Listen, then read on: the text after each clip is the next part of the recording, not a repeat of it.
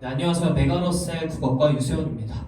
네, 오늘은 2023학년도 수능 클라이버의 법칙이라고 일컫는 지문 중에서 정답률 15%였던 17번 문항 해설을 해보도록 하겠습니다. 네, 제가 전 문단을 다 다루진 않을 거고요. 문제 해결에 필요한 문단들만 모아서 여러분께 설명을 드려보고자 합니다.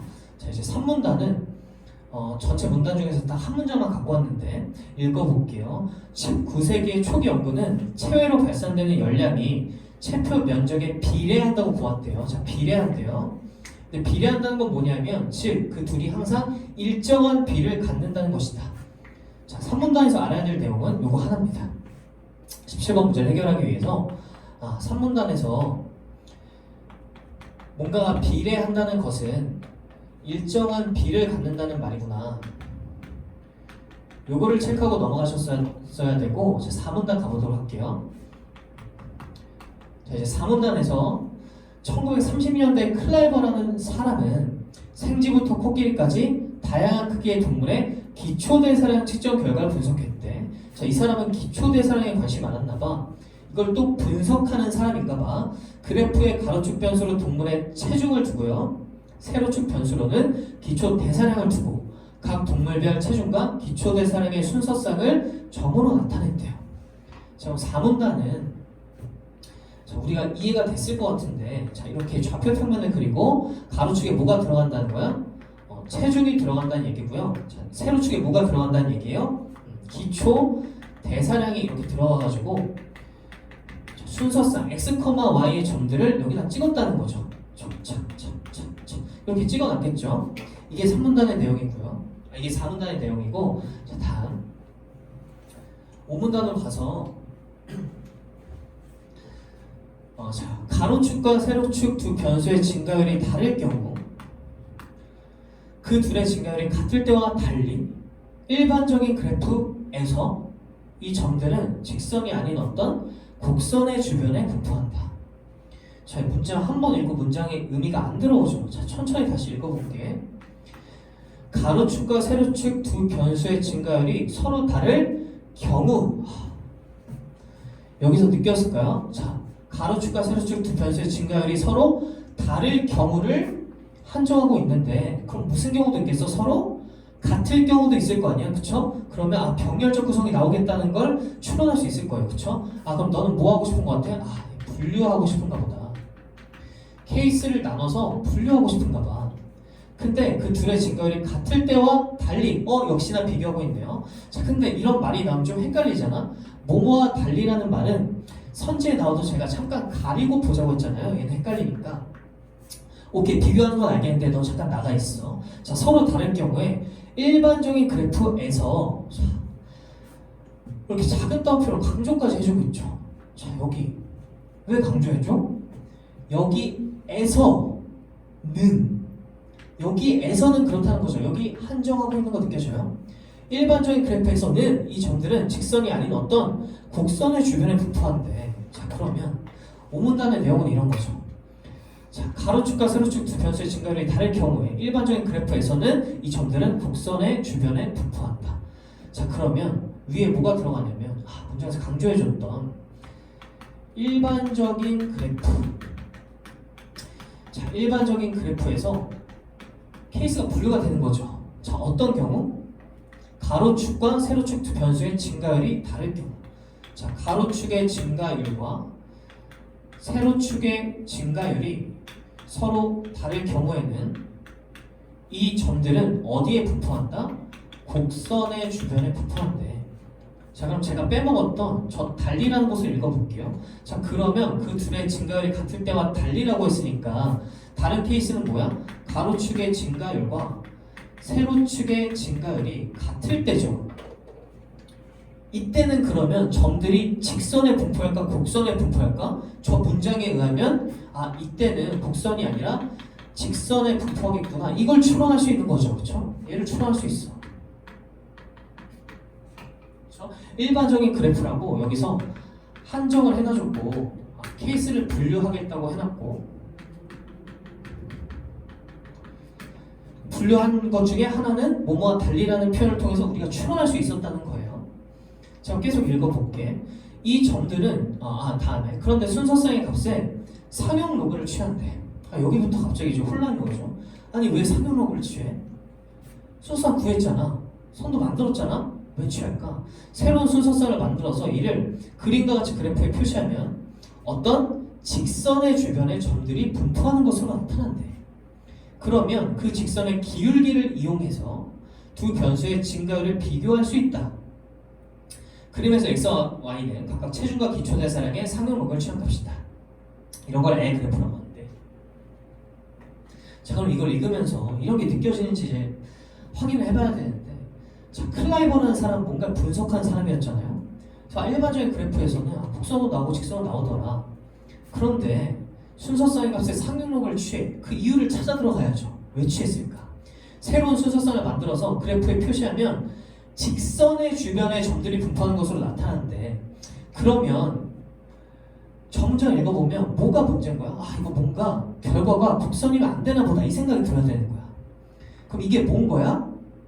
문제점이겠죠. 곡선이면 안 되네. 그래서 이 문제점을 뭐 해줘야 돼? 항상 해결해 준다고 했잖아요. 그럼 해결하는 방법이 뭐였던 거야? 저 글에 의하면 얘를 직선으로 만들면 해결이 되나 보다. 자 계속 읽어볼게. 근데 왜 직선을 구하냐면 그 직선의 기울기를 이용해서 두 변수의 증가를 비교할 수 있다. 이 사람 뭔가 분석하고 싶은데 클라이버가 분석하고 싶었던 건 이런 거야. 직선의 기울기가 필요하구나 얘는. 그래서 곡선이 문제가 됐던 거구나. 직선의 기울기가 필요하기 때문에.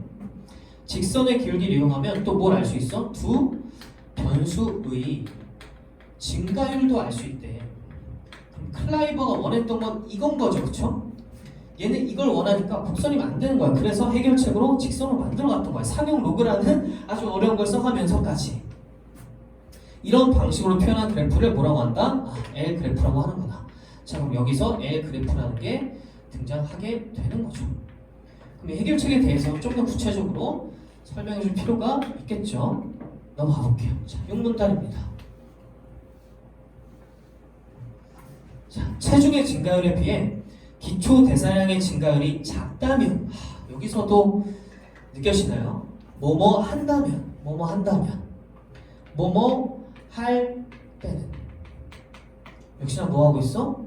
얘 케이스 분류하고 싶은가 보다. 이럴 때는 이렇고 저럴 때는 저렇고.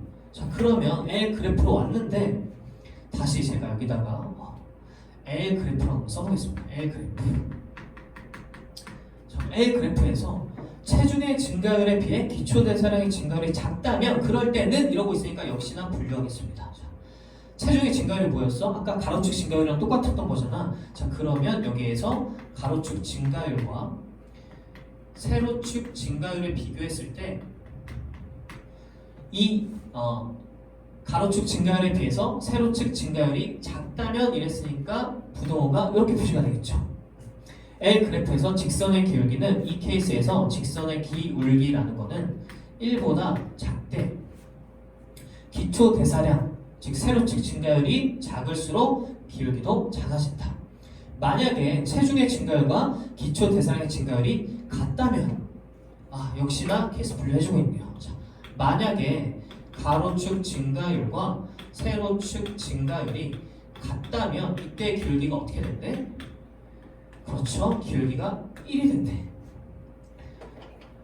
그러면 6문단이 끝났는데 7문단에서 우리 뭘 기대하게 돼요? 케이스가 하나 남았죠.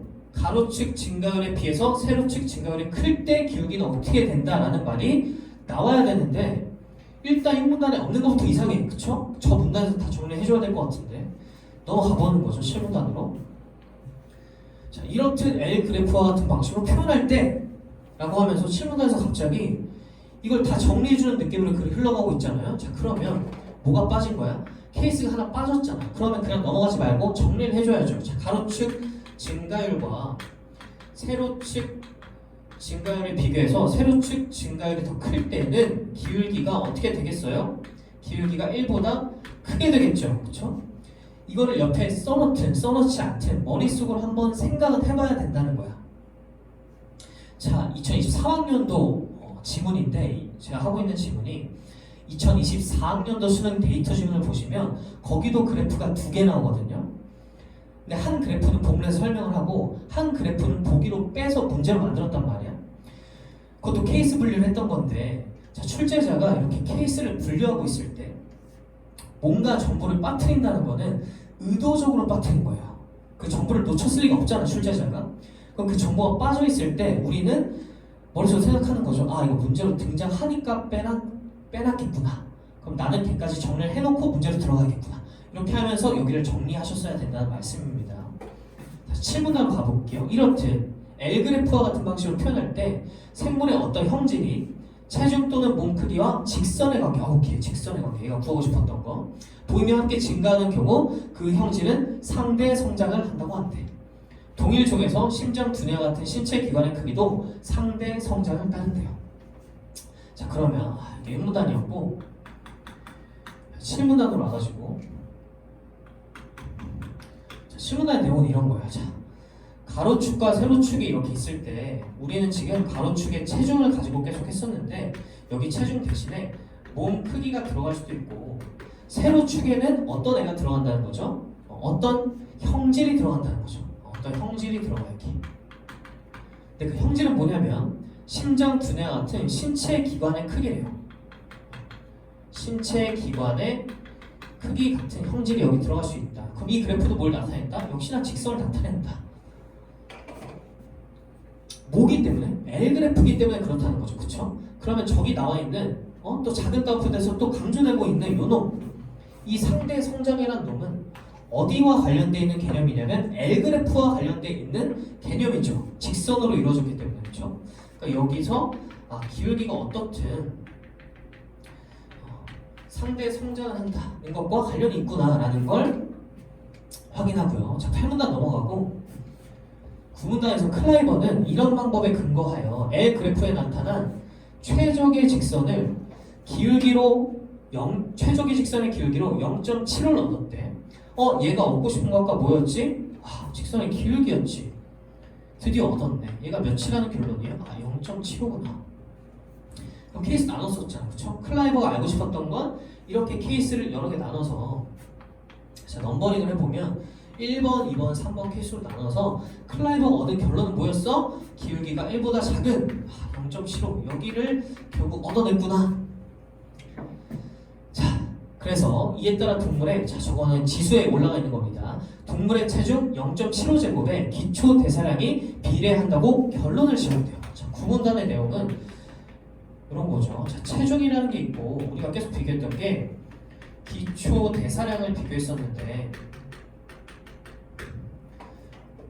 체중의 0.75제곱이 기초 대사량에 비례하는구나. 3문단에 의하면 체중의 0.75제곱과 기초 대사량은 일정한 비례를 갖는구나 라는 걸 9문단에서 확인할 수가 있는 겁니다. 자, 여기까지 읽고 17번으로 가보면 개 한 마리가 나오는데, 농개의 수컷은, 자, 직계발이 크대. 근데 그 직계발의 길이는 개딱지의 폭에 상대 성장을 한대요. 상대 성장 뭐야? L그래프와 관련된 거네. 저 폭이 L그래프와 관련된 폭인가 보다. 농개의 개딱지 폭을 이용해 큰 직계발의 길이를 추정하기 위해서 다양한 크기의 농개의 개딱지 폭과 길이를 측정해서 순서성을 막 확보했대. 그리고 L그래프, 나왔네, 맞네. L그래프와 같은 방식으로 그래프의 가로축과 세로축에 각각 개딱지 폭과 큰 직계발의 길이에 해당하는 값을 두고 분석을 실시했대요. 우리가 계속 가로축과 세로축으로 했었는데 그거를 그냥 바꿨을 뿐이야. 가로축에 들어간 체중을 개딱지 폭으로, 세로축에 들어가는 기초 대사량을 큰 직계발의 길이로 바꿔놨을 뿐이에요. 그렇죠? 그러니까 다른 사례에 적용을 한번 해봐라 이런 얘기인데, 1번 보겠습니다. 최적의 직선을 구한다고 할 때 최적의 직선의 길이가 1보다 작다면 뭐뭐한다면 한정 분류하고 있는 거죠. 어떤 케이스에서? 1번 케이스에서. 역시 클라이버처럼 1번은 중요한 걸 물어보고 있네. 기울기가 1보다 작다면 A의 B가 비례한다고 할 수? 자, 뒤에 잘 읽어야 돼. 없겠군입니다. 없겠군. A가 B에 비례한다고 할 수 없겠군. 자, 볼게. 저기서 A가 뭐에 대응하는 애냐면 체중에 대응하는 게 A죠. 그렇죠? 그리고 기초 대사량에 대응하는 게 B죠.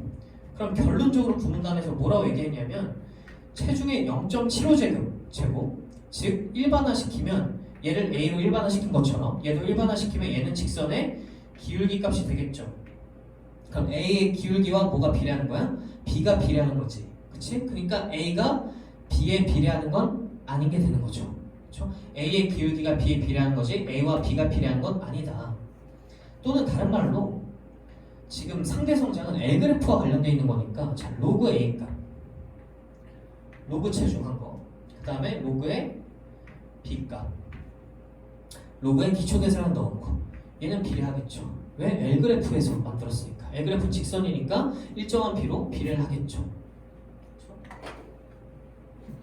그래서 1번은 비례한다고 할 수가 없다. 이렇게 설명을 드릴 수 있을 것 같습니다. 그래서 적절한 걸 고르는 문제였기 때문에 1번에 동그라미를 찍고 넘어가면 이제 끝나는 거였는데 1번에서 뭔가 이렇게 정확하게 판단하기가 쉽지는 않았죠. 네, 다음 2번, 3번, 4번, 5번까지 확인해 볼게요. 최적의 직선을 구하여 A와 B의 증가율을 비교하려고 할 때, 자 이게 하고 싶었던 거잖아. 증가율을 비교하는 거. 클라이버가 하고 싶었던 거. 점들의 최적의 직선으로부터 가로축의 수직 방향으로 멀리 떨어질수록, 자 최적의 직선으로부터 가로축의 수직 방향으로 멀리 떨어지는 걸 제가 읽지는 않았지만 본문에서 얘를 편차라고 했었거든요. 이럴 때 편차의 제곱합이 더 작다. 편차가 커지는데 편차의 제곱합이 더 작아질 리가 없겠죠. 커지겠죠. 그래서 2번 틀렸고 3번 A의 증가율보다 B의 증가율이 크다면 A의 증가율보다 B의 증가율이 큰 부분 우리가 추론했던 이 부분이다. 3번 점들의 분포가 직선이 아닌 어떤 곡선의 주변에 말도 안 되죠. L그래프인데 무슨 곡선에 그러니까 지금 1번보다 3번을 택한 친구들이 훨씬 더 많거든요. 3번을 택했던 이유는 이 추론을 안 해서 그래. 이 추론을 했다면 바로 판단이 가능한 건데 여기 생각 안 하고 넘어가니까 저게 본문에 보이지가 않는 거죠. 그러니까 뭐 모르겠으니까 이걸 찍었겠죠. 헷갈렸다면. 다음에 4번 A의 증가율보다 B의 증가율이 작다면 다시 A의 증가율이 어디야? A의 증가율이 B의 증가율보다 작다면 A의 증가율보다 B의 증가율 1번이네. A의 증가율보다 B의 증가율이 작다면 점들 사이를 지난 최적의 직선의 기울기는 1보다 크겠군. 아닌데 1보다 작은데 땡 X 크지 않고 작겠는데요. 자 5번 A의 증가율과 B의 증가율이 같아.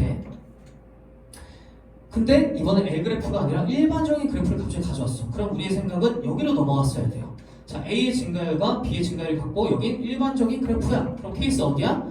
요 케이스죠. 일반적인 그래프에서 증가율이 같을 때는 순서성을 점으로 표시한다면 점들은 직선이 아닌 어떤 곡선의 주변에 분포하겠군. 쭉쭉쭉 내려가 봤더니 곡선이 아니라 직선에 분포하는데 곡선이 틀렸네 여기서.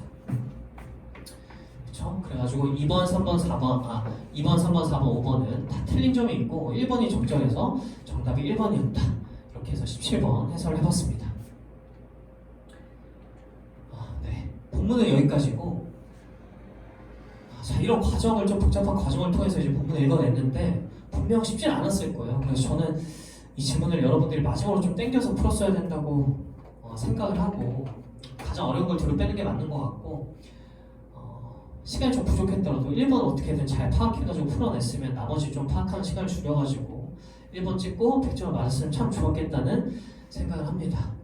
네, 근데 여기서 여러분들이 결국에 기출을 통해서 배울 거는 자, 이 문장 가장 중요했죠. 뭐뭐에서는 뭐뭐 할 때 뭐 이런 거 들어갈 때 한정하고 분류하는 거 문장을 좀 천천히 읽으면서 생각해 보는 거 그 다음에 추론할 건 추론하고 넘어가는 것들 추론할 건 추론하고 넘어가는 것들을 잘 했다면 잘 풀 수 있었을 거라고 생각하고 이런 아이디어들을 좀 참고해서 다음 이 질문 다음 공부하실 때는 다음 연도 2024학년도 데이터 시험을 통해서 좀 공부하시면 여러분에게 좀 큰 도움이 될 거라고 생각합니다.